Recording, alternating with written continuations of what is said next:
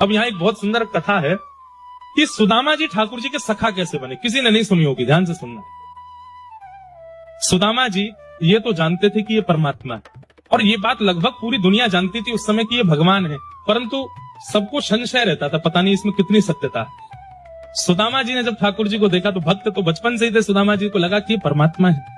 परंतु ठाकुर जी की स्थिति क्या थी, दिन में पढ़ते और रात भर बस बैठे बैठे रोते रहते। यशोदा मैया की याद आ रही है, मधुमंगल श्रीदामा की याद आ रही है, नंद बाबा की याद आ रही है, मुकुंद वृंदावन की याद आ रही है, यमुना जी की याद आ रही, गोपियों की श्री किशोरी जी की याद आ रही है ठाकुर जी को।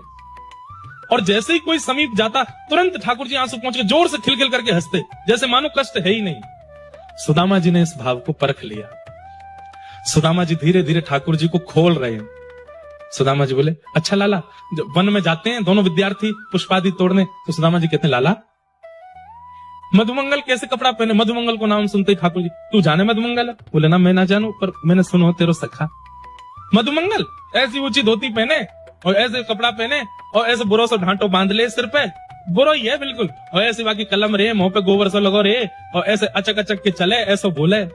सुदामा जी पूरा समझ लेते हैं, फिर रात में मधुमंगल जैसा श्रृंगार करते हैं और ठाकुर जी के पास आकर के खड़े होते हैं। ठाकुर जी, मधुमंगल, अरे मेरो मधुमंगल आ गयो, दौड़ करके हृदय से लगाते हैं।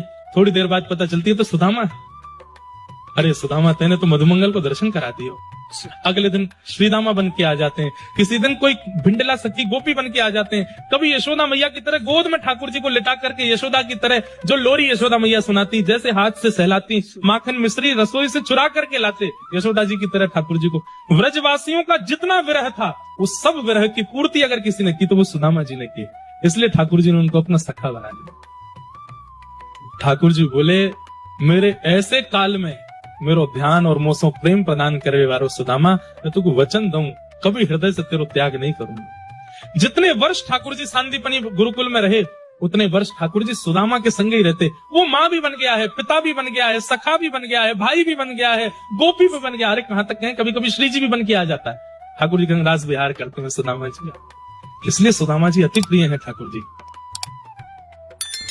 राधे राधे।